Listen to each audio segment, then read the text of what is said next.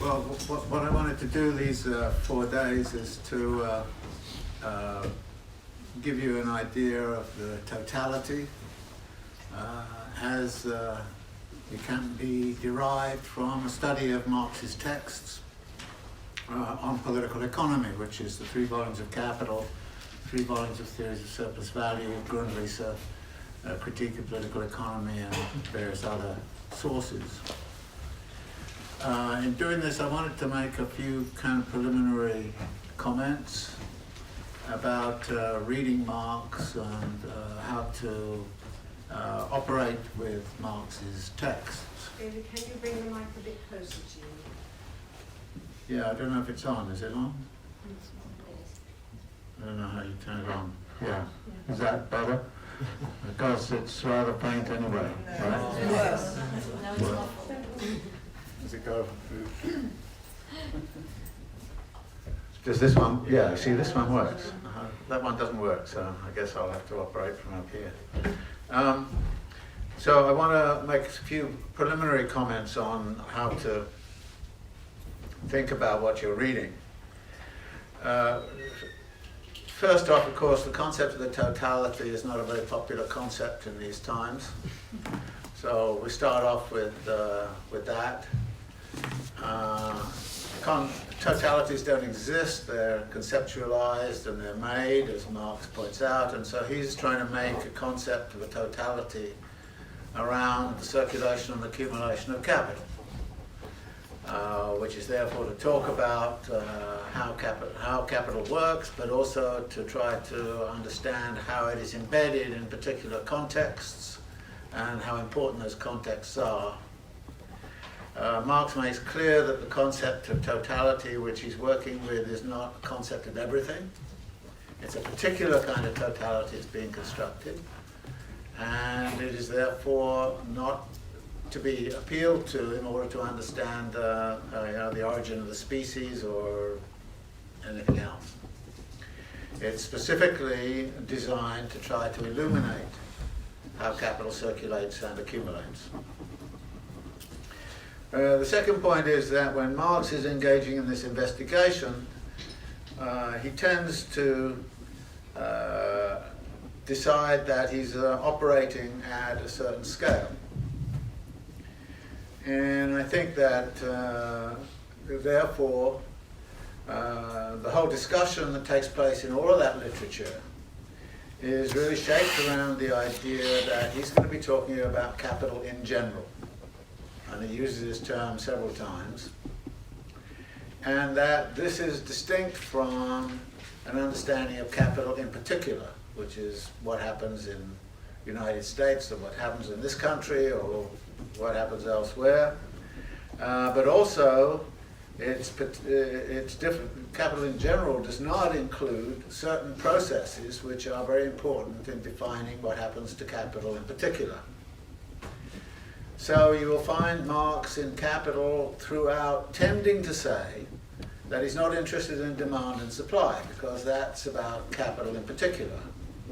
It's about the particular demand, the particular supply, the fluctuations of market prices, and Marx is not interested in all of that. He kind of says, I'm laying that aside because when supply and demand are in equilibrium, they cease to explain anything. So he says you can't explain the difference in the value of shirts and shoes by appealing to demand and supply. There's something else that needs to be there, and of course it's going to be socially necessary labour time. Marx similarly actually says of competition, I'm not interested in discussing the details of competition. I assume competition is there, and I assume that what competition does is actually to reveal the inner nature of capital. In other words, competition is the enforcer, but it doesn't explain anything in itself. It enforces the logic and the laws of motion of capital, but it doesn't actually explain them. So again, you will find him saying, okay, I'm not dealing with competition, I'm not dealing with monopoly, I'm not dealing with demand and supply, because I'm dealing with capital in general. Now, you can have a fight with him over whether he's defined capital in general reasonably or whether all of this is reasonable, and it's perfectly legitimate to do so, but I think that it's illegitimate not to recognize that that is what he's doing. That you really need to understand that the reason he's saying I'm not interested in demand and supply is not because demand and supply does not exist. It's not as if demand and supply is not important in particular circumstances of what's happening in the stock market today. It's because demand and supply is not going to get, a study of that is not going to get him to where he wants to get to, which is understanding the real, what he considers to be the real basic dynamics of capital circulation and accumulation. The third thing is that in making this study, even of capital in general, he partitions it in certain ways and he makes certain assumptions. And those assumptions are very important to take into account. Because all statements that are made in a certain segment of capital are conditional upon the assumptions which are then prevailing in the text. And I think in most recent times I spent a lot of time sort of talking about these assumptions, because if you don't acknowledge the assumptions, then you get the reading very wrong. For example, in Volume 1 of Capital, in Chapter 25, Marx talks about the way in which in a capitalist society where the accumulation is going on, the rich are going to get richer and the poor are going to get poorer. And the working class is going to be reduced to a condition of degradation, misery, of extreme, and all the rest of it. And this is what he says is going to be the result of the kind of capital he's looking at in Chapter 25 of Volume 1. Now, it's a favourite thing to do to sort of talk about Marx's predictions and to say how wrong all his predictions are. There's a book that came out, something I think it's called 125 or 164 predictions in Marx, all of which are wrong. And of course one of them is the prediction that the poor are going to get poorer and going to get poorer is wrong. Well, it's not a prediction, it's a contingent statement on the model of accumulation that he's just developed. And the model goes something like that. That if there are certain conditions pertaining, then the rich will get richer and the poor will get poorer. Interestingly enough, the conditions are those which are going to pertain in a situation which becomes more and more reliant upon competition. So if you become more and more competitive in society, you're likely to see an increase in inequality. Now guess what neoliberalism was all about? It was about increasing competition in society, and guess what's happened to inequality? Well, it's increased remarkably over the neoliberal period. So what Marx is kind of saying, however, is that that is not the total story. There are other stories to be told, and therefore, if you kind of say, well, look, the poor people today are much better off than they were in 1850, therefore Marx is wrong, that wouldn't be reasonable at all, because Marx's kind of comment in Volume 1 is contingent upon certain assumptions, which I'll talk about shortly. So you've got to take into account his assumptions. And one of the things I think is very important to do, if you ever quote these great one-liners you get out of Marx, like, all history is the history of class struggle, or, the base determines the superstructure, or something like that, you've got to be careful to kind of always say, why did he say that at that particular point in the text, and under what assumptions was he operating? Because when people come along and say, well, that's absolutely not true, so obviously it's not worth reading Capital, because all of these predictions are wrong. But this is, I think, a very important aspect in your own reading, and you should also be very critical of others who introduce one of these one-liners. Like the falling rate of profit is the only significant law in political economy, or something like that, without actually examining carefully the context in which that statement is made, and recognizing that that statement is contingent upon the assumptions that surround it, upon the level of generality at which Marx is working, and the like. So, at the outset then, I want to be very sensitive to this manner of Marx's working. And so that when you read it, you recognize what it is you're reading and the context in which you're reading. Now, with that in mind, what I did was to start to think about, well, how can we start to talk about capital in general? And what's Marx's concept of capital in general, and capital circulation and accumulation? And one of the things I did was to sort of come up with this diagram, which my friend Miguel Robles Duran, who's down there, did a brilliant job of drawing. This is not my drawing, it's Miguel's. So if you need somebody to do some good drawing for you, get hold of Miguel to do it. So the point about this was be to try to talk about the general framework that Marx constructs through all of those political economic writings at the level of generality. And there is going to be a bit of an argument here over when does Marx's concept of the liberal generality shift? Does it shift throughout? And my argument is that to some degree there is a shift in how Marx is thinking about generality, and there is a bit of a shift in some of his assumptions. But we'll come to that in due course.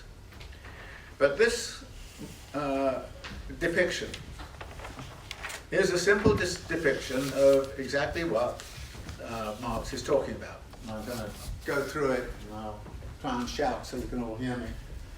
If we start with the notion that there is a lot of money in society, but Marx is very clear that not all money is capital. Capital is money used in a certain way. So if there's money circulating in society, somebody takes some of that money and they start to use it as capital. Now notice, the definition of what is capital is a use value definition. It's money used in a certain kind of way. So when conventional capitalists, economists try to measure the totality of capital in society, what they can't do is to recognize that changes of uses change the figure. That there could be almost no capital in a society until all of a sudden a mob of people come in and they take a lot of money and they start using it in a certain way. So suddenly you go from zero capital to a massive amount of capital because people change the use of the money. And this is again Marx's definitions. So his definition of capital initially is money used in a certain way. So the money is used in a certain way and it becomes something called money capital. And the way it is used is, of course, to make more money. So money is going to be used to make more money. Well, how is that more money made? So Marx kind of says, well, it's made through a certain kind of operation. And that operation entails, first off, the purchase of certain commodities. So the capitalist goes out into the market and says, I need commodities. What do I need? I need labor power. Now, Marx insists that there has to be labor power already out there, which is available for a wage. Now, wage labor does not presuppose capital. In fact, there can be wage labor without capital. Wage labor, which is exchanged against revenues, the lord on an estate who kind of pays somebody to look after the horses or something like that, pays a wage. But it's not capital. And it's not circulating as capital, but there is wage labor to be had. So there has to be, says Marx, a labor market in which labor power can be purchased. So that the capitalists, when they go out into the market, will find laborers that they can hire for a wage. Again, that's going to be talked about later on in Capital when Marx talks about the theory of primitive accumulation. How is the wage labor force formed? Is it formed against exchange against revenues, or is it formed against exchange against capital? So the capitalist goes out and buys the labour power. But they need to put the labour power together with means of production. And the means of production are a variety of things: raw materials, partially finished products, tools, machines, fixed capital of all kinds. So there's got to be a bunch of means of production which are available out there. So again, the capitalist has to go into the market and find things which can be used in production and can be purchased. So there must already be a market in commodities and means of production and market in labour power. So then the capitalist comes along with the money and buys those two and then puts them together in a labour process, which is a production process of some kind. You select a technology, you decide what your machines are, or what your, and you organize the labor so that they actually engage in the process of production. But there are two kinds of production that go on here. One is what Marx calls the production of commodities, and the other is the production of value and surplus value, which is an operation Marx calls valorization. That is the transformation of matter into something which is going to be a commodity that can be sold. Now there's a relation then between money capital, which is the money form, the commodity form, and then the actual process of production.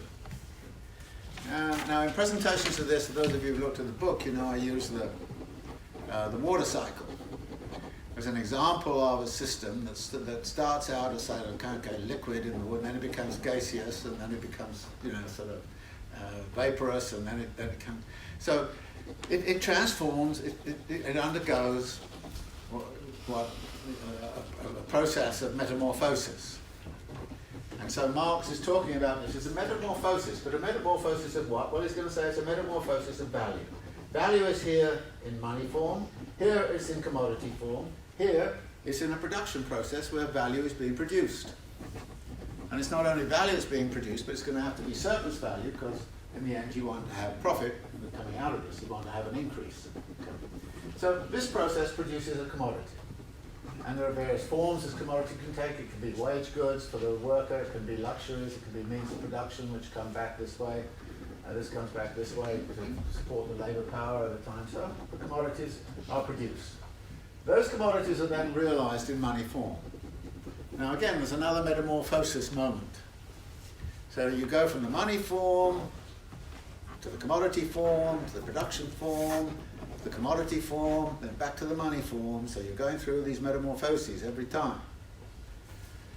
So Marx talks about this and then says, well, it's realised in value, but in order for it to be realised in value, it needs to have some sort of consumer effective demand, it needs realisation, and we're going to talk a little bit about this shortly. But once it's realised, then it is monetised, and presumably the only reason that capitalists will do this is because they end up with more money at the end of the day than they ever had at the beginning of the day, i.e. they end at a profit.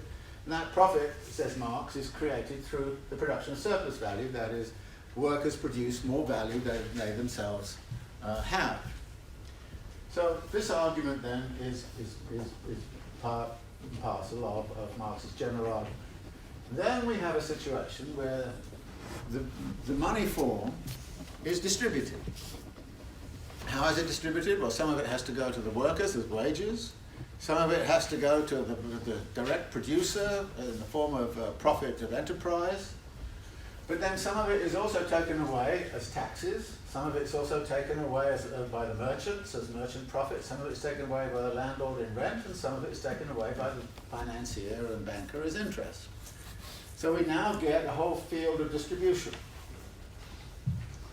And out of that field of distribution, we were going to get a certain form of effective demand, because some of the monetization that goes into here, well, the industrialist needs to live, the merchant needs to live, the landlord needs to live, and they're going to have a demand in the market. Taxes are going to flow back in as state expenditures and the like, and workers are going to consume. So there's a link back in this way, but then there's also a reinvestment link that comes back this way, back into the sin. And there we have, if you like, the circulation of capital, the map of the circulation of capital, the simplest map you can construct of the circulation of capital. Now, when we look at that, we kind of say, okay, what are the contextual conditions under which this works? And we start to look at a whole set of contextual conditions, which Marx cites but does not study. And this is, I think, always very important. When Marx mentions them, he always says, this is critically important, but I'm not going to study it here. This is critically important, but I'm not going to study it here. This is critically important. So he's always doing that because it's not part of his project. And again, I want to come back again to emphasize what I'm saying at the beginning. You've always got to be aware of what Marx's project was and how he is pursuing his project. I think it's an extremely valuable project. To me, it's an incredibly informative project. But it can be incredibly misleading if you take it for everything there is. If you say this is everything there is and nothing else matters, that's crazy. But it is, I think, as I've suggested, a very important project. The first thing, however, to be said about this project is that what we've got here is a cycle, cyclical form. But Marx makes very clear that this system is not a cycle. It's a spiral. It is constantly expanding. Why is it expanding? It's expanding because you're going to be producing surplus value. Because you've got to realize the surplus value in money form and end up with more money capital at the end than you started out with. So it's a spiral. And that makes it rather different from the water cycle, which is closer to a cycle. Whereas this is a spiral. And it's driven. So we're not only talking about the circulation of capital, but we're also talking about the accumulation of capital. And the accumulation is what the spiral is about. So this is, if you like, the general kind of situation. Now, volume 1 of capital deals solely with the trajectory from money capital up to this point. Marx stops here, and he stops and says, I assume everything trades at its value. Therefore, there's no realization problem. I assume that this whole process I'm looking at is unaffected by the features of distribution. So in volume 1 of capital, he isolates realization and distribution from the discussion. Not totally, but, and concentrates entirely on just this piece of the story. Now, here's my usual kind of complaint. Everybody who gets into Marx reads volume 1, loves it, starts on volume 2, says, God, this is a boring book, puts it down, doesn't read it. Which means you only read a third of what Marx is really on about. And actually, look, I've talked to very senior Marxist scholars and asked them about volume 2, and you'd be really surprised the number who said either I never read it or I tried to read it when I was a graduate student and stopped and I haven't bothered ever since. And then they start talking about Marx's concept of capital. And I'm going, you can't do that. Sorry, you've got to read that boring, volume 2, because volume 2 is actually talking a lot about this whole kind of process and the realization. We'll talk about that in a minute. Volume 3 is all about distribution. And again, volume 3 is kind of all over the place. It's pretty chaotic. Very, very interesting. When we talk about volume 3 on Thursday, I mean, it's fascinating what goes on in volume 3. But it's not easy. It's chaotic. I mean, it's one of those texts. It's sort of even worse than the Grundrisse. It's kind of a stream of consciousness thinking going wild this direction and that direction and all the rest of it. And making sense of it is quite difficult. But again, what I would like to say is if you want to understand Marx's concept of capital from the standpoint of the totality, you have to grapple with the reconstruction of what is going on in volume 2, because it's going to need reconstruction because it was unfinished and it was a mess and it's terribly boring. And volume 3, which is fascinating but chaotic and all over the place. And I think to be fair to Marx, we should just say, all right, let's do the best we can to try to reconstruct notions of realization and notions of distribution, and then look more clearly at how this whole kind of process is working. And I think that's critical to do today. For the simple reason that if you want to understand what is called financialization, you're deep in the heart of volume 3. And it's interesting. The new version of volume 3, which is the publication of all of Marx's notes from which Engels constructed volume 3, it has nearly 300 pages. Chapter 5 of the original version is one chapter, nearly 300 pages, which is about the circulation of interest-bearing capital as a very specific problem. And that is what I put in down here. Circulation of interest-bearing capital and the formation of fictitious capital. That's all in volume 3. And I'm sure, no matter what you're into, you are keenly aware that the concept of fictitious capital has a certain resonance with what the hell's going on in the world right now. And the circulation of interest-bearing capital and the circulation of debt is becoming also a big, crucial kind of question. So if you want to understand what Marx has to say about capital, you've got to get to grips with this, all of this stuff and what's going on in this crazy world here. You know, and I sort of when I say this, everybody, you know, the Socialist Workers' Party just turns to me and says, "Oh no, it's all about production. It's all about production." You know, and all of that other stuff is parasitical stuff. It's all surface appearance and this kind of stuff. And say, no, it's not. I mean, yeah, the production has not gone away. Production is crucial. But until you see all three moments of this, production, realization, and distribution, as integral to each other and as equally important to each other, you're not going to understand Marx's concept of capital in general. And if you want to understand Marx's concept of capital in general, you've got to do something about this. And it is very interesting, you see, because when I wrote Limits to Capital, which came out in 1982, it was one of the first texts at the time that actually took up the question of finance and credit and money. Everybody else was writing these expository texts on, you know, what happens from here to here, because they were all based on Volume 1. And Limits to Capital is one of the few texts that actually got into the nature of credit and what the role of the credit system was, and some other things too about geography and space and production of space and all the rest of it. And one of the things that's interesting, and this is just a minor piece of bragging on my part, is the one book from that era that still is printed today and still being used is Limits to Capital, precisely because it has something to say about these other elements. So I've always been interested in this kind of the totality of this thing, but I've never quite put it together in this sort of way. But then you say to yourself, well, okay, there are certain problems with what Marx did with this. And I've already mentioned what some of them might be. One of them is that the question of the realization of value is severely under-theorized. And it is so because in Volume 1 of Capital, Marx makes the following assumption, that all commodities exchange at their value, which is that there is no problem in the market. When you go to market, you'll get the value of your commodity. And there's never any problem of selling your product. So he assumes that in Volume 1. He also assumes it in Volume 2.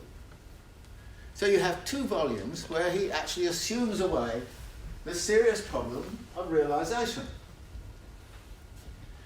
Now, if, as you know, some of us have done, we say, look, there may be a problem of realization, and that problem of realization is about consumer effective demand and effective demand down here, producer effective demand. That if we start talking about that, then immediately the orthodox Marxists start saying, you're a Keynesian. You're not a Marxist because you're talking about consumption and consumerism and all the rest of it. And I say, no, I'm not a Keynesian. I'm actually echoing some of the things that Marx said, but didn't deal with. And he was very clear how important they were. In the first chapter of Capital, Marx says of value, the value is the socially necessary labour time embodied in a commodity. This is his first cut of what value might be. But then he kind of says, but if the commodity goes to market and nobody wants it, needs it, or desires it, or is interested in it, or has the money to pay for it, then it's not value. So value is dependent upon you being able to sell the commodity at its value. But in Volume 1 of Capital, Marx assumes it can be sold at its value. But what you find is in the first three chapters, Marx does mention this possibility that there is no value, which would mean actually there is an interesting category of value which is not socially necessary labour time, but socially unnecessary labour time. Because he says, if you take your commodity to market and nobody wants it, the labour embodied in it is socially unnecessary. So he raises that in Volume 1, but it's 3 sentences. But then he rules it out by assumption. So the question of realization is pushed on one side. Again, The question of realization assumes not only consumer effective demand, but it assumes a certain structure of wants, needs, and desires in society. And the history of capitalism has been about the production of wants, needs, and desires. Now, I'm not saying that all wants, needs, and desires are actually produced by capital, but I am saying that capital has an intense interest in the production of wants, needs, and desires, and in fact will accumulate on the basis of the construction of new wants, needs, and desires. And it will produce, and it's not about, marketing things that you don't want. It's about actually creating a way of life which turns something from a luxury into a necessity. 20 years ago, a cell phone. Did you all want cell phones 20 years ago?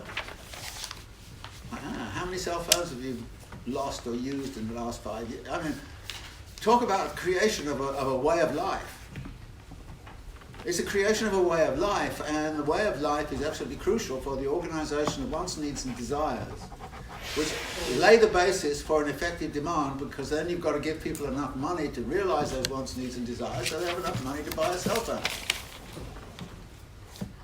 And I'm sort of talking about the production of wants, needs, and desires in the long history of capitalism. One of the things I learned about detailed studies of what happened in Second Empire Paris between 1848 and 1871 was the production of a whole new urban way of life. Paris became the city of light. It became the boulevard along which women were parading their dresses. It became the place of the opera bouffe. It became all of those kinds of things. I mean, a way of life and a way of consumption was produced, and it was consciously produced, because one of the first things Louis Bonaparte did when he became an emperor was to say, we haven't got enough effective demand in this society. How am I going to make sure there's an effective demand out there? So he mandated that everybody should change their uniforms at court. So if you wanted to go and talk to the emperor, you had to wear a certain uniform. And the uniform was a newly designed one, and suddenly all those unemployed seamstresses in Paris were fully employed, because of the new fashion, which was dictated by. I mean, Louis Bonaparte had read his Saint-Simon and realised that effective demand was terribly important. So not only did he do that, he also brought Haussmann to Paris and said, "Okay, rebuild the city," and then all of the labourers for that are completely. And so, how capital accumulates is not unrelated to this whole field of the creation of wants, needs, and desires. And in chapter 3 of Capital, Marx says, there could be a problem here. He says, commodities are in love with money, he said, but the course of true love never did run smooth.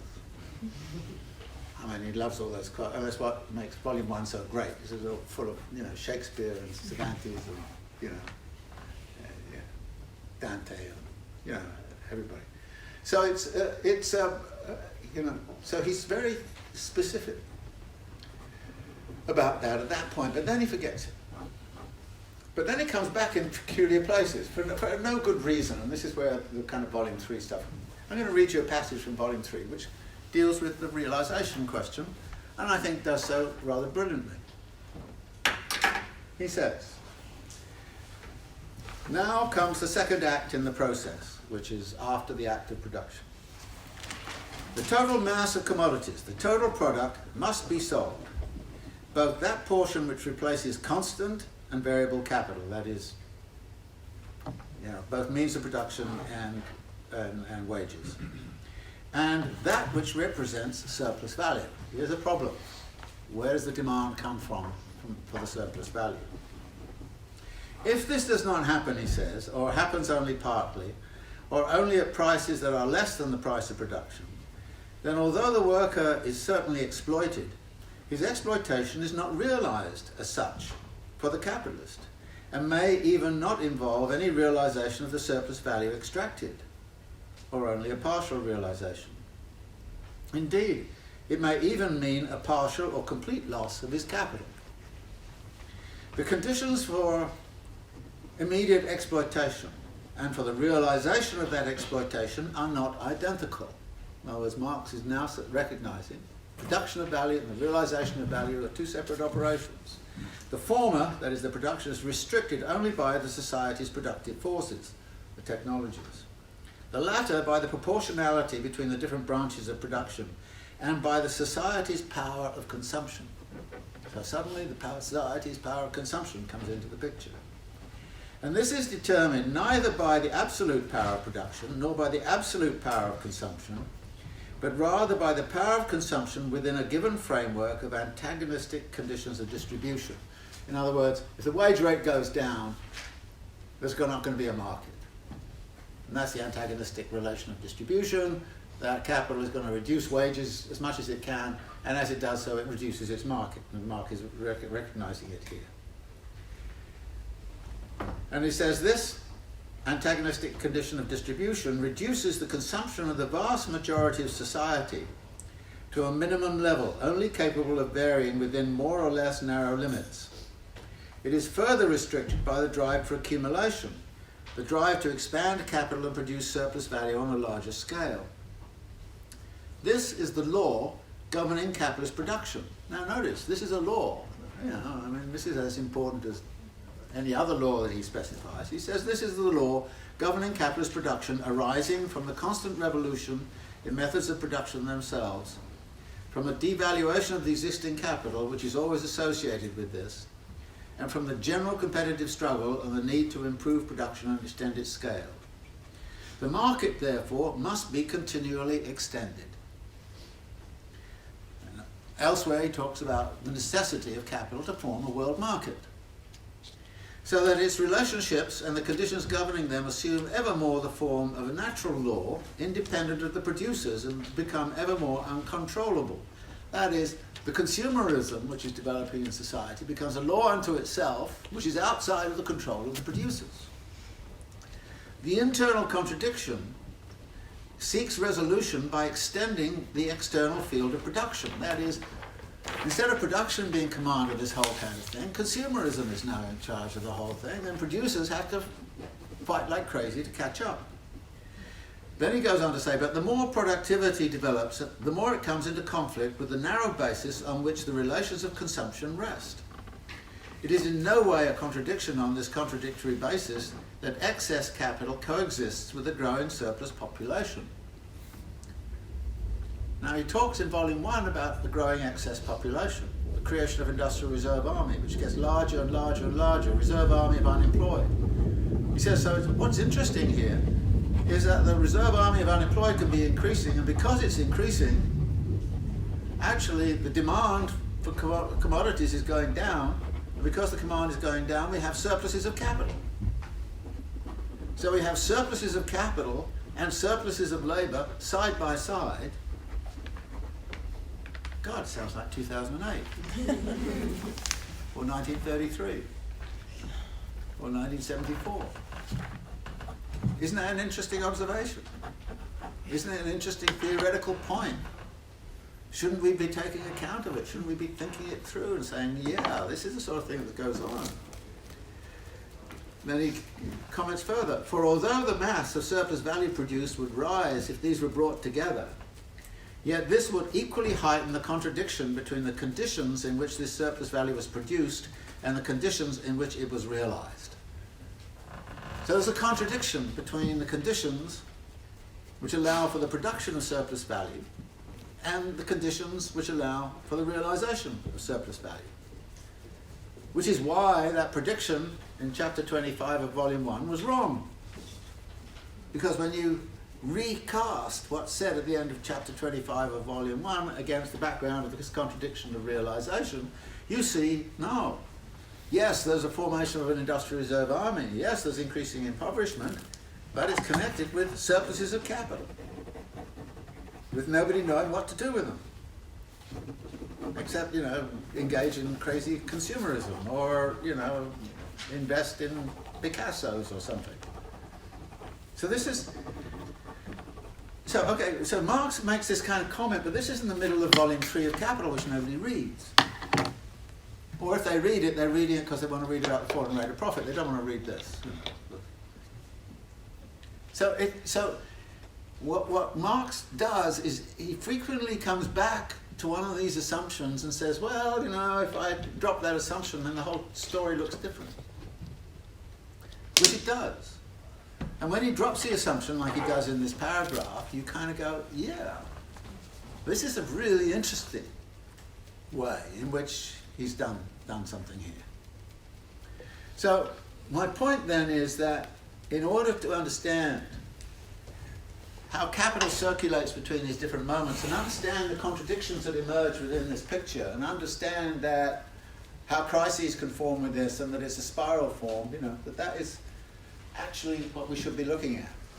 And in order to look at it, we need actually some good understanding not only of what goes on here, which is brilliantly discussed in Volume 1 of Capital, make no doubt about it, absolutely fantastic.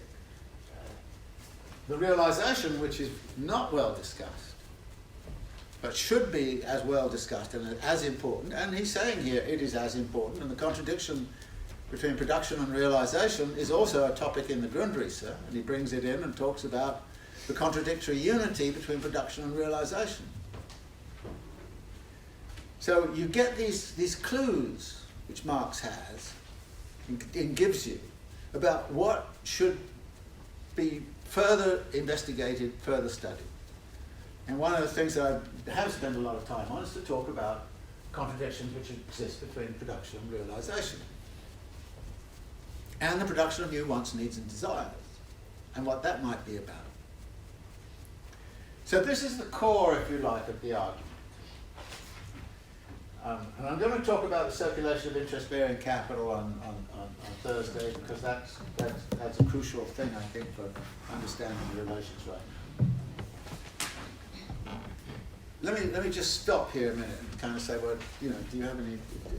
Is this all clear? So you've really got it straight? I mean, or do you need me to elaborate further on some aspect of it? Could you just elaborate the contradictions between valorization and realization? Yeah, valorization is in the congealing of social labor in the creation of a commodity, which is therefore increasing the value of the commodity. So you have shirts, and value is embodied in the shirts, so you produce the surplus value, but you only get it when you actually sell it in the market, and when you sell it in the market, you get the surplus value in the profit form.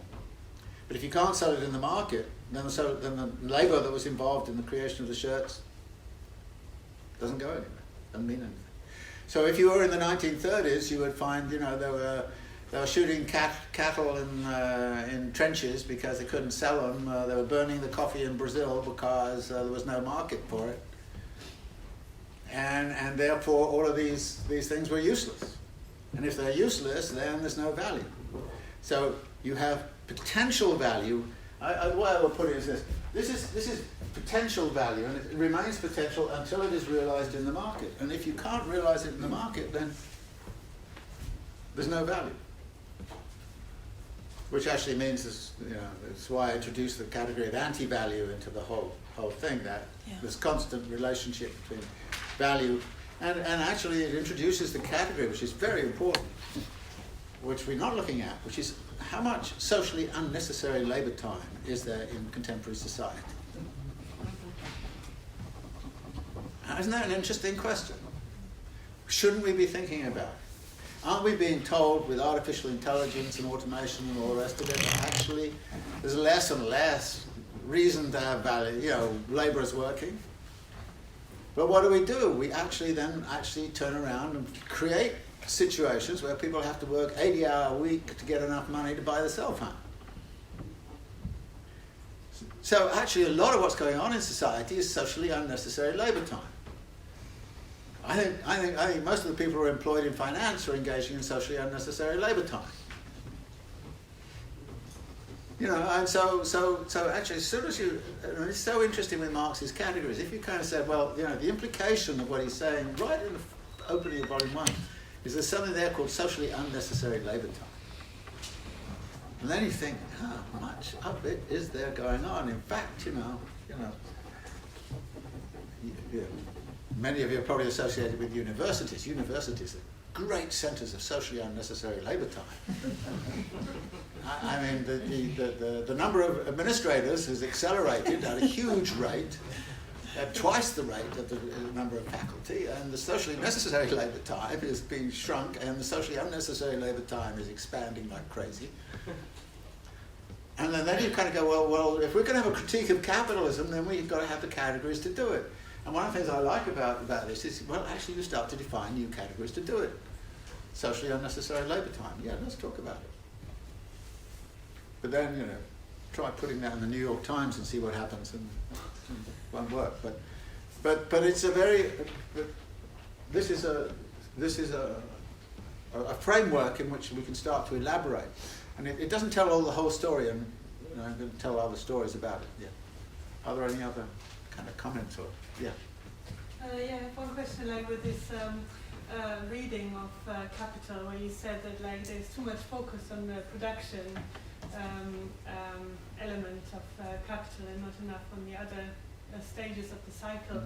And I was wondering whether so the way how I understood it is that this kind of that capital works, or capitalist system works as a cycle is quite the key of Marx's thought, but this emphasis on the sphere of production is because this is where Marx or Marxists locate the possibility of change. Yeah, that it's rather from the sphere of production where labor power is actually needed, that this circle could be interrupted, rather than from maybe the sphere of consumer or realization of capital, which would be another kind of ideology saying, okay, through your consumer behavior you could maybe interrupt the cycle.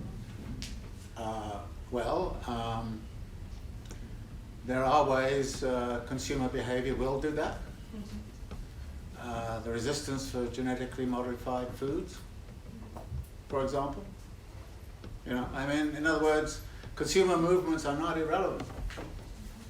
Movements are about ways of life. In fact, there's a lot of radical movement these days which is about redefining ways of life in such a way as to have solidarity economies and to try to get outside of this. In other words, it's not unfeasible that you can have struggles here which are as significant, if not more significant, than those which occur in the realm of production. There are anti-consumerist struggles. At the end of the 1960s, the students of Santa Barbara buried a Chevy in the sands. On the grounds that this is a form of consumerism they didn't want. So there are forms of struggle. Now, often these forms of struggle are dismissed on the left as being secondary and irrelevant. They have a different form.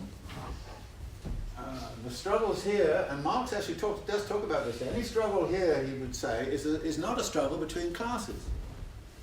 It's a struggle between buyers and sellers. Now, tell you one of the big issues in the United States right now is the cost of pharmaceutical drugs. Where, some hedge fund comes along and buys up a company which is selling a drug at $7 a pop, and they then charge $17,000 a pop for it. They can do that. And in fact, there's a lot of value being extracted here, and the point I would make is that when Marx kind of says these are separated in time and space, this is very crucial. Where is the value made in my Apple computer? Well, it's Shenzhen, Foxconn. Who realizes the value in my Apple computer? Apple, which is in California. Okay, so the realization of the value and the production of the value are in two different places. And in fact, there's an incredible transfer of value which goes on. It turns out that Foxconn's profit rate is something like 3 or 4% according to the Financial Times, whereas Apple's is 28%. So somebody is getting more of the value, and in fact it's the merchant capitalist who's getting more of the value. So there are struggles to be had at the point of realization which are very crucial. And again, I'm not arguing that renders struggles at the point of production irrelevant or not worth bothering with, but just I want to say, look, all across this map, wherever you go, there are forms of social anti-capitalist struggle which are not necessarily structured simply by class. That becomes terribly important when you start to look at some of the contextual conditions which exist for this. The struggles that occur in the realm of distribution. What happens to interest rates? Who controls? Who's extracting value like crazy out of the financial system? How are struggles going to be mounted against that? I mean, my problem right now is that, you know, it was all right during the French Revolution. You stormed the Bastille and you got somewhere. You know. Right now, you've got to storm the central bank. You've got to storm the Federal Reserve, the Bank of England. And then you kind of go, what do you do when you've stormed it? I mean, in other words, the nature of the struggle is anti-capitalist struggle depends very much where you are within this system. And that's part of what I'm doing here, is trying to create a map within which you can interpret certain kinds of struggle. Yeah, sorry. So it might not be, it's not very well formulated, and it might not be relevant to concerns right now, but I was wondering if you could say something about the category of history, which seems to be very important to Marx, and also something that's around the edges when you talk about the spiral and the movement into crisis. Because for a lot of these categories, for someone like Moshe Stone, whose reading would probably be focused on volume 1, that category is incredibly important in how the other categories come into being. So I just wondered if you could say something about that. Yeah, Marx talks about the simultaneous formation and transformation of all the economic categories. So it's not only labour. For instance, he says about rent. He says, rent is a feudal category. What I'm interested in, and this is what he tries to write in Capital, is to understand what is the capitalist form of land rent, which is not the same as the feudal form.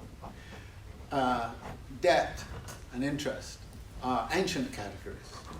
What happens historically when those ancient categories are transformed into what is now the contemporary form of debt and finance? This is something that David Graeber misses entirely in his 5,000 Years of Debt. It's the same all the way from ancient Sumer up to now. Marx says there was a revolution occurred in the concept of debt and credit and finance and all this kind of stuff, which came with the rise of the capitalist mode of production. And it was connected with a revolution in the nature of the land and the land existence of a market, the land market and land rent. They simultaneously brought in also, of course, wage labour, which became wage labour in the sense the Capital talks about it. In other words, all of the categories, as far as Marx is concerned, are historically formed out of, since it's European case, out of feudalism. And we therefore have to talk about that historical process. But it's not only wage labour that is transformed, it's all these others. And that again is very important when you're reading volume 3. And actually there are a couple of very good chapters which are perfectly well written and comprehensible in volume 3. One about the history of merchant capital, and the other was the history of rent.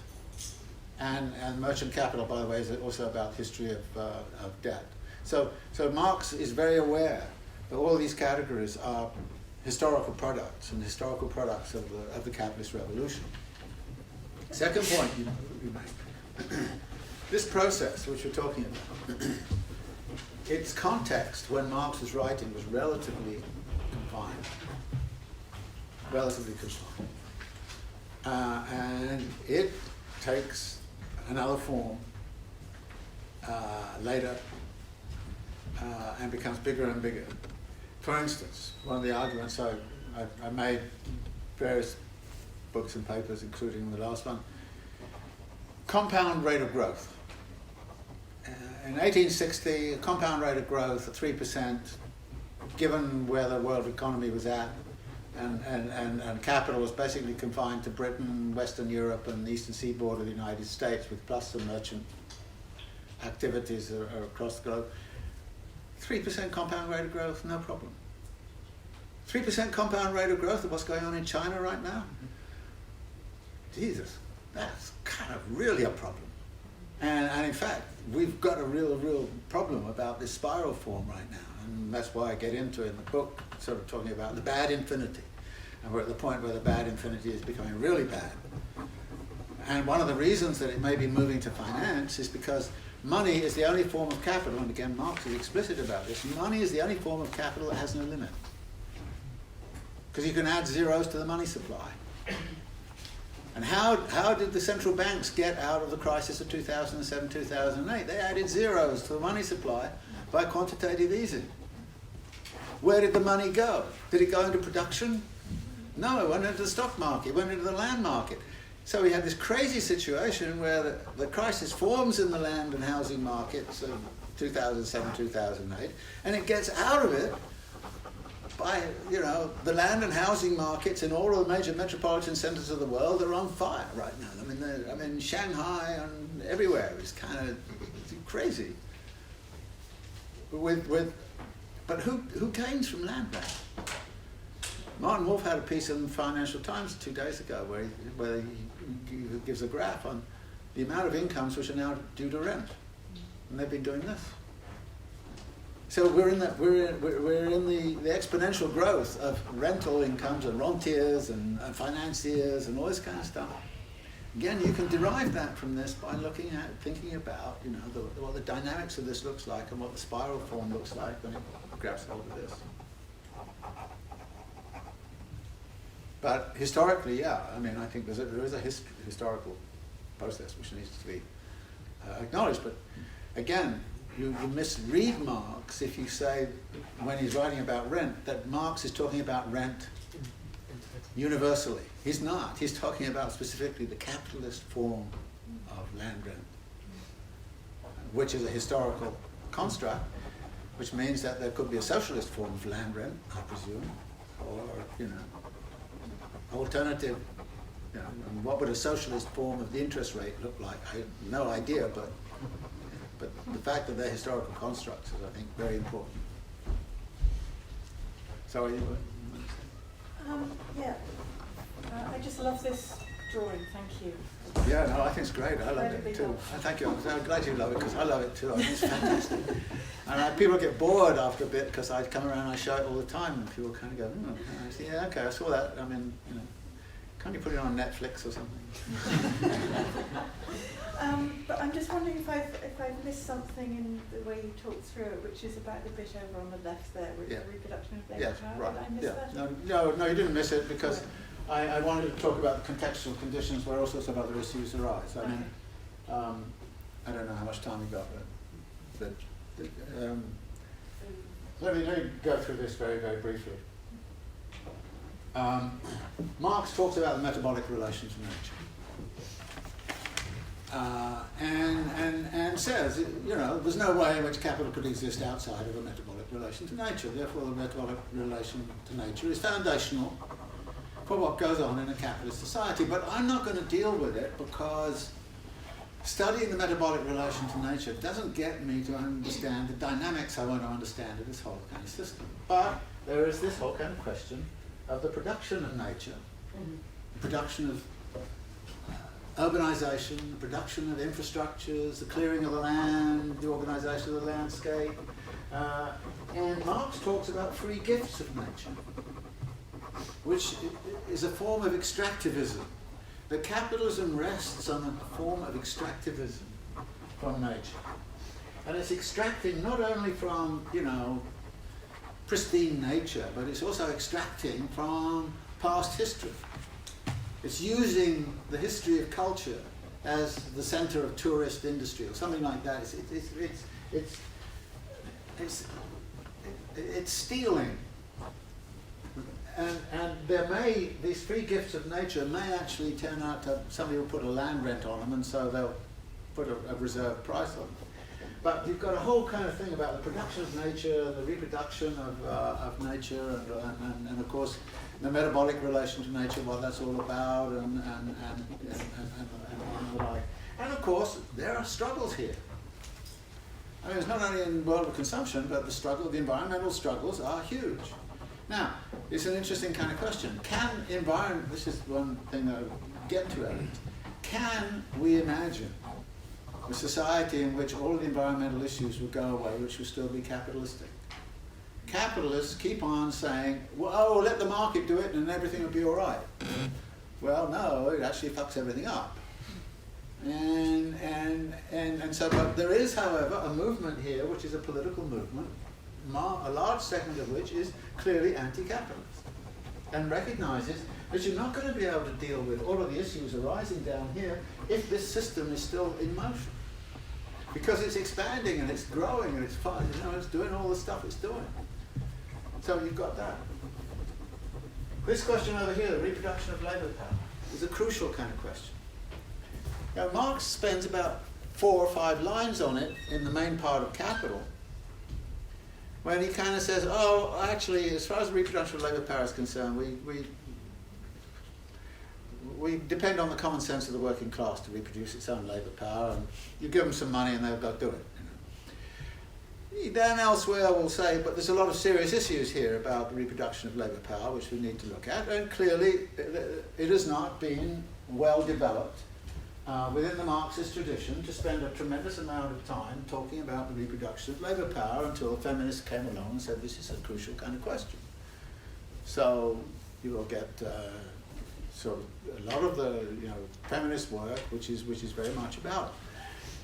However, what I find myself in argument with some feminists in the past, and somebody like Silvia Federici and so on, who was into wages for housework. Now, my point about that is you don't want a wage. I mean, Marx kind of says to be a wage labourer under capital is to be a misfortune. Why would you want to actually try to promote even more misfortune inside of the household by having wages for housework? I mean, in other words, it seems to me that the social relations and social possibilities that exist in terms of the reproduction of labour power and the general processes of social reproduction are infinite for actually exploring alternatives to this system. And if there's going to be an alternative to this system, it's probably going to have to arise out of the reorganisation of household sectors, and this is what solidarity economies can be about, and all the rest of it. It's going to be rather different.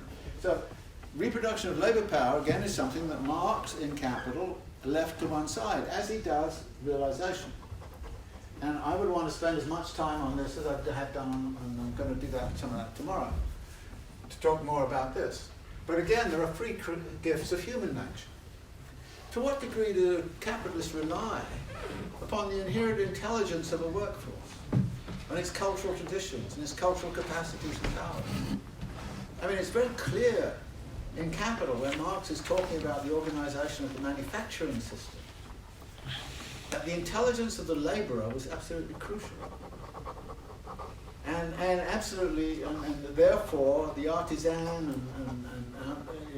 and it's not only free gifts of capacities to labour, but it's also wants, needs and desires. The whole kind of culture of consumption and consumerism and what that's about. So all of these elements are there in Marx, and as I just mentioned about, in some ways, the culture of consumption and consumerism. All of these are there, but they're not dealt with. And again, my argument with you would be to you, take what he's done, and then we have to explore how to integrate into what he's done some of these other questions. He is explicit about the free gifts of human nature. The productivity of the labourer, he says, is a product of history. Capital requires a labour force that has an inherent capacity to understand, learn, facilitate certain forms of production.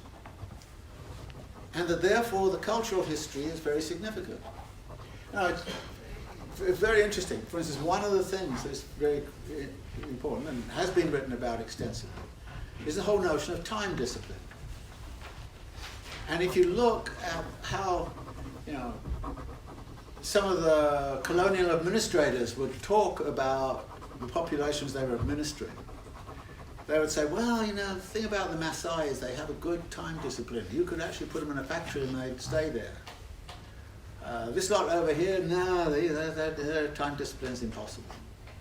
So they're looking for cultural characteristics that can be appropriated as free gifts to capital. And they're constantly looking for that. And again, it comes out in the gender relations which are involved in social reproduction and so on, that these free gifts which are being expropriated all of the time.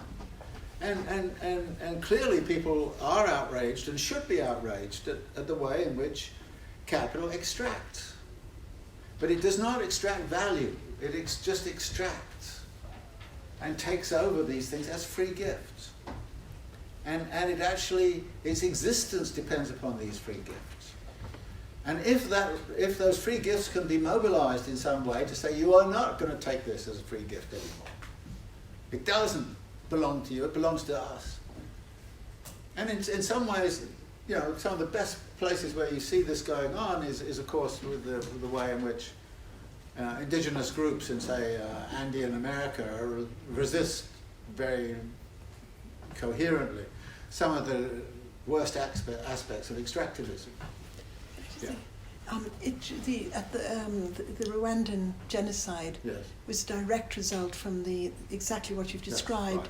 Right. The colonialists set the Tutsis and the Hutus against each other and hierarchized them in relation to these gifts, and that set the genocide, which is still going on in the in the Congo now, and it was the Belgians who did it. Yeah. There's a great program on BBC that sort of analyzes this at the moment. No, I mean there's tons of stuff, but it seems to me about the extraction of these free gifts, but again, one of the things I like about this system is it situates forms of struggle in relationship to much else of what's going on, and that seems to me to be very important, because otherwise you get silo type struggles. The struggle of the indigenous against extractivism in Latin America. The struggles of various groups over pharmaceutical drug prices, and a lot of this seems to be all kind of just all over the place. Whereas if you kind of say, look, okay, pharmaceutical people are anti-capitalist here, indigenous folk are operating here, working traditions are involved here, the environmental movement is involved there, and all of them have a positionality in relationship to the circulation and accumulation of capital. And the big question for me is, to what degree is it possible to resolve many of these issues which exist right across this map without actually doing a radical transformation of the circulation and accumulation of capital? My answer to that is, you can get a little way. You can save 5% here and 10% there, but if you really want to go after and really transform it, you have to start thinking about an alternative to a capitalist mode of production and a capitalist mode of circulation. And that is absolutely crucial. And we have to understand what we're doing and why we're doing it. And this is why I like this, because politically it also works for me. It's not simply, this is a nice way to read 3 balls of capital, which it is. It's also that politically this starts to work for me, in terms of saying, well, what kinds of things should we be really politically engaged with? And what do we do when we see a movement of some kind? A lot of the major movements which have occurred over the last 20 years have not been in the workplace. There have been things like, say, Gezi Park in Turkey. I mean, the Brazilian movement around the World Cup and all of that. I mean, there's a lot of movements which are going on in the world, and you take Occupy or something like that. What was Occupy about? Was it about struggling over the point of production? No, it was struggling about what was going on in here. It was saying, these folk in Wall Street are ripping us off at no end. They caused this huge crisis and none of them went to jail. They got bigger bonuses than ever. So something has to be done. So this is a fight which is in here. And it's so interesting how quickly political power came down. How quickly the media came around and said, a bunch of irresponsible kids. I mean, it was fast, because that's the Bastille that needs to be stormed. And Occupy, kind of in a mild sort of way, threatened to storm that Bastille, and the political power just went berserk. Apart from the fact that most of them recognised they really belonged in jail and probably would be put in jail. It's interesting. The only place that's put them in jail is Iceland. but it's kind of it's important. How are we doing for time? Somebody tell me, am I running out of time? We have 15 minutes. 15 minutes. 15 minutes. Well, are there any other questions? Yeah. I have a question. To put it very short, because I do not understand so much about capital or so much about cryptocurrency, but I'm wondering, cryptocurrency as a way of decentralizing, if you can speak a little bit about that as a way of resisting this moment. Well, there are technological innovations occurring all over this kind of process. The one technology that has not actually been revolutionized, interestingly, is the money form. But now we're beginning to see the turn to cryptocurrencies and the like. I don't think they have any major impact on all of this. I don't think they're a revolutionary form. I think that they simply reduce transaction costs, so that we're getting the reduction of transaction costs in the financial sphere now. And you evade, I mean, the banking system, there are banks, investment banks, and then there are clearinghouse banks. And the clearinghouse banks extract, their pound of flesh from clearing transactions between all the banks. So there will be a clearing of all of the checks which have been signed by Citibank against all of the checks that are signed in Chase Manhattan. And it used to be they were presented physically, and then they're done electronically, and now there's no organization for it. It'll be done through the cryptocurrencies. So the big banks are setting up their own cryptocurrencies between themselves so that they can eliminate the need to pay any money to clearing banks. There's a huge international bank called the Bank of International Settlements in Basel, which has a very important role, that it clears all of the relations between all of the world's banks, the major banks. They may be out of business in 10 years' time if all of them come together and have cryptocurrencies instead. So in other words, you're eliminating an intermediary in exactly the same way that Amazon is eliminating the sort of high street store, because they can deliver directly to you, and you can do it. You can shop online, so you don't need. So right now, retail employment is actually going down in the United States because everybody's shopping online. So you get rid of the intermediary and you don't have to pay the intermediary, it becomes much cheaper. The same thing's happening in finance, and that's where the cryptocurrencies are coming in. Now there's a possibility for alternative currencies, but the only form of alternative currency that could be radical would be a form of alternative currency that oxidized. By that I mean it would disappear if you didn't use it. People think that's an insane kind of conception, but actually this is what airline miles do. If you have airline miles, they disappear if you don't use them. So it's a form of currency which can be used, but you've got to use it. So an oxidizable currency system, but none of these cryptocurrencies are oxidizable. They're all transferable into dollars or yen or whatever. So cryptocurrencies, I think, are just simply a way of speeding up the whole kind of system, which is very much about what Volume 2 is about. It's about the circulation of capital and the speed of turnover. And the faster you can go, the more profit you can make. And so there is, in the history of capitalism, a tremendous interest in speed up.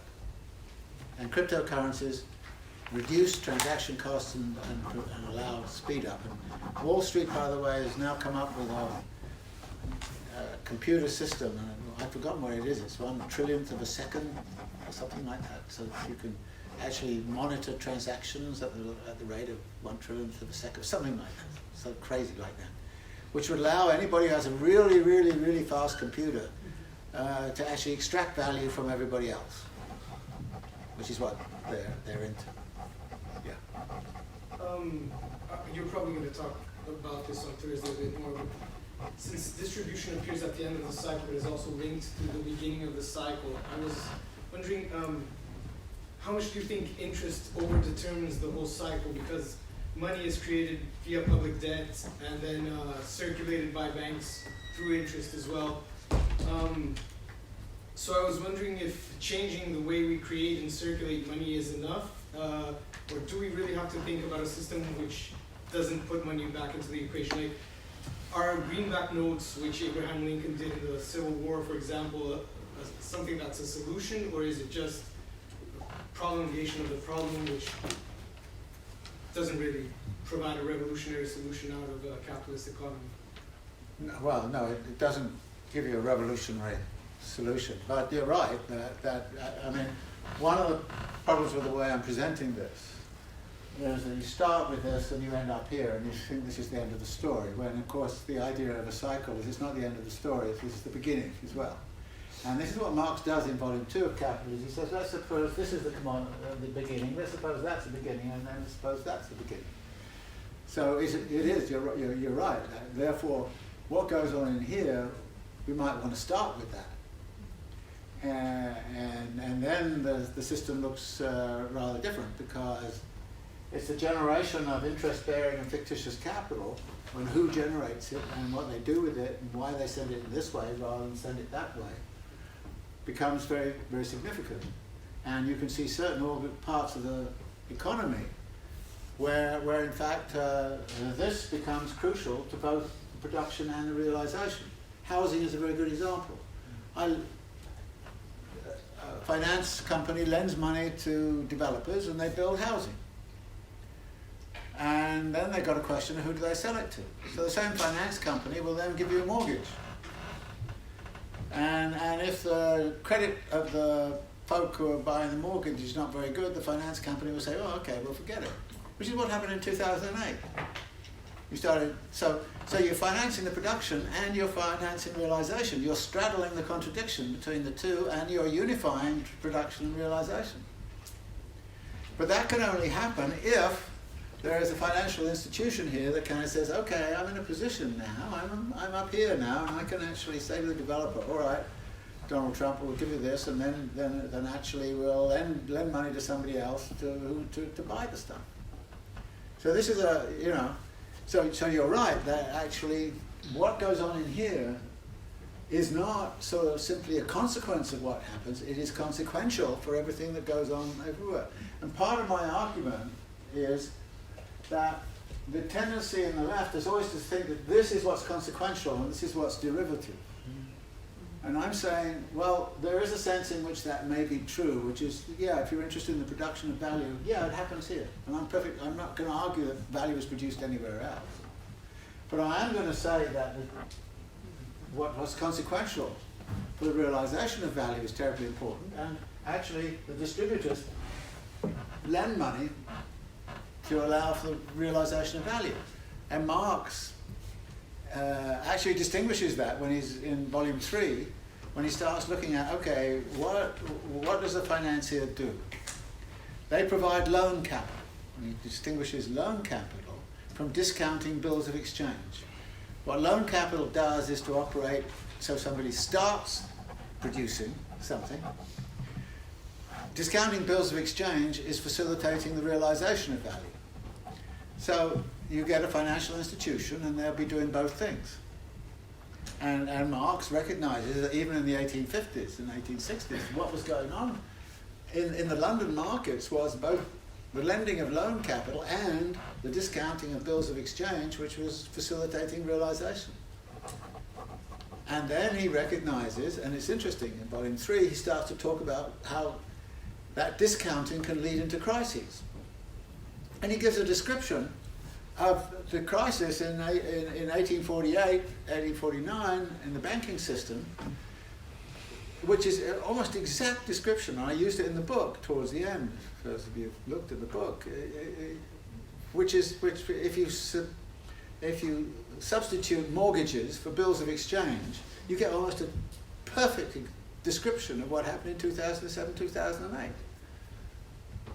They'd overextended themselves. They'd lent money to all kinds of irresponsible people, and then they suddenly find they retract, and then the whole thing kind of collapses. So yeah, it's very important to see this as having consequences as well as being, the consequence of. Yeah. Can you speak just some general ideas about the problem of consciousness and class struggle? I know it's a big topic, but if you can give some general ideas and the place of those concepts in the political discussion today, because the other day we had a discussion about the relationship of class versus race, gender, and all of those concepts. So if you can give some ideas about that concept today in the political discussion, class and consciousness. No, nah, I'm not going to do that. This gets back into what seems to be an extremely wooden kind of discussion of categories and the utility of categories. When I say there's struggle all over this, what is it, class struggle? Or what is it? What is it when people start rallying against excessive price of pharmaceutical drugs? What kind of struggle is it? Marx says this is a struggle between buyers and sellers. It's not a class struggle, but it's anti-capitalist because it's the capitalists who are doing that. And to the degree that capital shifts from extracting value through the production process to extracting it from financial operations. Now I want to talk about those shifts. And if you get, what's the consciousness of... People change their consciousness depending upon their situation. And I wrote the paper on alienation. You can see it in the Dropbox, because alienation is a very important category to me, and I think that we are moving into a situation where there's what I call universal alienation, and politics is being defined by conditions of alienation. And what is it that produces the alienation? Part of the argument here, the laws of motion of this are such as to produce certain kinds of alienation. And we'll talk about this again tomorrow. So, why do capitalists operate in such a way as to, for instance, increase the length of the working day? Why do they do that? Do they do it because they're rotten pigs and they hate people or anything? No, they do it because competition forces them to. And they are, in a sense, by definition, they are alienated in terms of what they do. And then they rationalize their alienation by saying, these people we employ are ne'er-do-wells, and anyway, I like going out there with a whip and doing this to them. And so you actually find the conditions under which a certain class consciousness form. How do capitalists form their own class consciousness? And it forms out of conditions. So if you are a producer and you're directly dealing with labor, you often find yourself having to do some pretty awful things. And the classic way of doing it was what Henry Ford did. Henry Ford wanted to be seen as the great benevolent character for the whole world. A benevolent, nice man who was generating new ways of doing things. He had terrible labor relations, but he never touched labor relations. He had a deputy director who was in charge of labor relations who behaved like an absolute thug and a pig on labor relations. smashed the workforce, destroyed the union, did all those kinds of things. Henry Ford kind of walked around as if it had nothing to do with him. He was the great savior of humanity, and he was getting these letters from people saying, Henry Ford, you should be president of the universe, you know, next to God, and all this kind of stuff, and he paraded himself with this kind. I mean, this is the consciousness of the capitalist class, okay, which is formed in very, very, very strategic ways. And if you kind of go, okay, what's the consciousness of somebody like George Soros right now? You know, he goes around and he presents himself as a very, you know, he's trying to do good things, and he says things which are nice in the sense he says, look, I know that what I do is a bit unfair, but until you change the system, I'm still going to continue doing it. When Henry Ford, when George Soros, you know, did his famous number on the British pound, and I don't know, earned about $3 billion in 7 days by speculating against the British pound, who lost $3 billion? The British taxpayer. He stole $3 billion in one single operation in financial markets, perfectly legal. There was nothing illegal about it whatsoever. But he then goes around and can kind of say, okay, you know, I'm just simply, you know, helping this system because it's people like me who make sure the transaction costs are minimized and, you know, everything goes fine and the markets work. If I didn't do this, there would be no equilibrium in the market. I'm a great, you know, I'm a great servant of capitalism. I just happened to get, you know, $2 billion or whatever it was. So what kind of consciousness comes out of this? I mean, you know,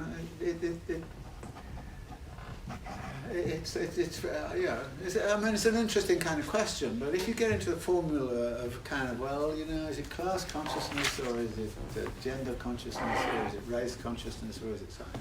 Kind of go, come off it, it's all of those things. And by the way, it's very fluid.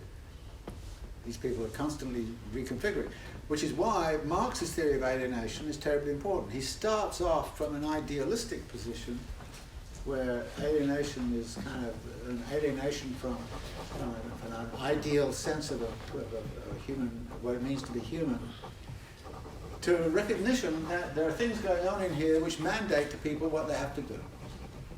And they are alienated because they have to do it whether they like it or not. Capitalists, whether they like it or not, have to increase the length of the working day. The capitalists, whether they like it or not, have to compete in terms of relative surplus value and technological change. Capitalists are forced to do things. The capitalists are as alienated as the workers, but they were alienated on a different basis. And actually that's what comes out so strongly in the Grundrisse. The theory of alienation in the Grundrisse is totally different from the theory of alienation in the economic and philosophic manuscripts, because Marx has decided that actually alienation is something which is produced by society. It's not an alienation from some state of perfection. It's not a fall from grace. It's what's going on in terms of the logic of society. Yeah. I have a question about your chapter 4 in your book about anti-value theory. Okay. Yeah. In Capital, Marx says that capitalism tries to carry out capital circulation as much as in a frictionless medium, but it never succeeds at all.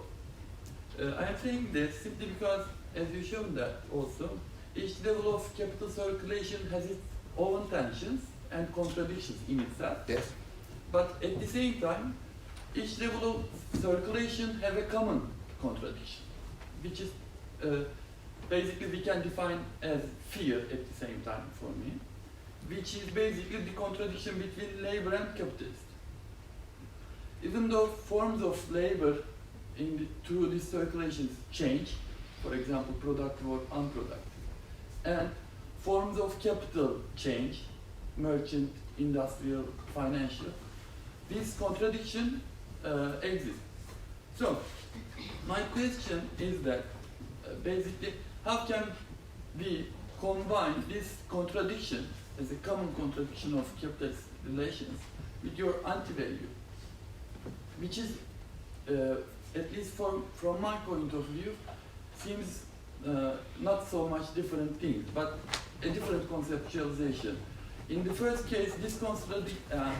the contradiction between labor and capital pose a political will to class. In the case, this anti-value theory has no assumption about political subjectivity, as it seems to me. Can you a little explain? I will be grateful. And one last thing. Sorry. The second thing, this is also connected to the first one. What is your political trajectory or strategy in that case, based on this anti-value theory? And the third thing, you mentioned about Turkey, that Gezi and so on. But in Turkey, there are lots of factory strikes and so on. For example, in 2015, in Turkey, there is a huge, massive working class strike in metal sector. Mm-hmm. But after the state of emergency, government prohibited all the strikes. And Erdogan always says that before the state, when the bourgeois class want to give up the state of emergency, Erdogan basically answered, the state of emergency is for you. Before the state of emergency, working class goes strike, but after state of emergency, can you see any strike? This is the basic thing that, this is also another point, that our shift to political struggles is a little, our perspective, is shifted, I think. At the same time, there are lots of struggles in the production and other level of circulation of capital. This is my comment and question. Thank you. Well, it's not quite true that anti-value is not politicized. I mean, one of the key forms of anti-value is the strike. Workers going on strike. In which case, there's a direct response to conditions of alienation by going on strike and interrupting the process of circulation. Marx's argument is that this process has a certain kind of temporality. Interrupt the temporality and you lose value. And it can get interrupted for a number of different reasons, some of which are political, that is, people decide to throw sand in the works here or go on strike in terms of the logistics sector or something like that. So there is an anti-value politics, which is direct. Then there is the problem that sometimes this sort of system, for instance, means of production. Let's suppose your means of production is soybeans or something like that, and the Chinese suddenly decide they're not going to buy any soybeans all year, then the whole thing is kind of gets interrupted, and you get anti-value coming for those kinds of reasons. You get anti-value coming because the whole thing slows down because there's some sort of bottleneck somewhere. So you get all kinds of ways in which anti-value can be there, some of which are highly politicized and some of which are technical and arise for technical reasons. Now, the capitalist wants there to be totally smooth, fast, circulation, keep on going and go faster and faster and faster if possible. That is impossible, as you point out, although within financial circles you can start to do that. I mean, the volume of movement in finance now is incredible. So there are technical aspects of the anti-value and then political aspects of it. In terms of the Turkey example, I'm not saying that people don't go on strike and that isn't important. No, of course it is. I'm just saying that the Gezi Park instance didn't originate in a factory. And it was not about a factory, it was about something else. It was about certain things that were going on in terms of democratic decision-making about the use of a particular park as a site to build a shopping mall. And in other words, it had that kind of origin. And the Gezi Park phenomena spread to other cities, like Ankara and Izmir and all the rest of it. And it spread not through working class channels, but through a general uprising of the citizens against the lack of democracy in terms of urban life and all the rest of it. It was then joined, to some degree, as I understand it, by working movements, and working movements have been very important in Turkey before this and after that. The same would be true of Tahrir Square in Egypt, that the movement was of a certain sort, and there have been a lot of workers' struggles that have preceded it. But one of the big causes of anti-capitalist movement and anti-state movement in North Africa for all those years was rising food prices. And this was, if you like, the crux of what the fight was about. And this is a realization problem rather than a production problem. So all I'm saying here is that we have to look at the variety of struggles. Now, what you're sort of saying is also that when somebody comes in and says we're going to have a state of emergency, they may as well kind of put a clamp on everything, from strikes to demonstrations to, you know, how many people can assemble at a street corner before it's called a riot, you know, those kinds of things. Yeah, I mean, that's the politics of the thing. So I agree with you entirely about that. But the anti-value arises out of situations, like I say, some of which are highly politicized, and some of which are accidental because they're due to certain kinds of conditions. For example, an anti-value moment came because a volcano in Iceland erupted, and you couldn't get any transatlantic flights for 10 days. And when that happened, there was a tremendous kind of difficulty within the system. And we had the same thing in New York after 9/11. In 2 or 3 days, everybody was sitting there, and suddenly the mayor and the president all come along and say, get out your credit cards and start shopping, because otherwise, you know, the economy is going to collapse. I mean, they literally said that. They said, you know, the economy is in dire straits unless people get out there. Now, that was due again to other circumstances. So any disruption of this system for any reason is likely to destroy value. And all I wanted to do in that chapter is to say that it's very important to see the theory of devaluation as being crucial to the theory of valuation. And the tendency is to say devaluation is an accidental thing that happens after. I'm saying no, it's a moment that's inherent in the circulation of capital, and that therefore the capital is constantly seeking means to avoid devaluation. And a lot of the technologies are about speeding things up and making things go faster so that you can actually improve or diminish the possibility of devaluation. So the struggle against devaluation, whether it be the political struggle against the working class organizing, or whether it be the technical struggle over what to do about volcanoes erupting, or against diminution of acceleration for some reason. So I think we have to stop about now, and we'll continue tomorrow. Right?